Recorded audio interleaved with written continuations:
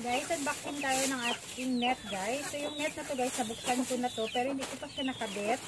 So, ito yung net, guys, 20 meters pa lang to siya, 20 meters. So, ang ganda nito. So, matibay naman siya, guys. Yung haba niya is 6 feet. So, kaya basta mataas pag talagang hinila mo siya.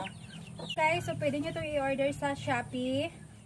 So, ilagay ko yung description sa baba ng product, guys. O itag ko dito sa videos na to, guys. So, pwede kayo mag-order. Ang ganda, guys. Sulit yung bayad nyo. Yung 100 meters, guys, na net. So, hindi ko na siya buksan, guys, ha. Kasi mahirap magbalik ulit. Kasi hindi ko pa nga siya ikakabit. Pero, ang ganda nitong net, guys. Napakamura lang sa Shopee, guys. So, pwede nyo bilhin sa Shopee. Itatag ko dito yung link. Net, guys, na kinabit ko noon. O yung unang bili ko. So, 50 meters to. So, yung 100 meters yun po yung idadagdag ko dito. So, mahaba kasi yung paglalagyan namin. Yan, palibot. So, hindi ko pa nakabit. Ayan, guys.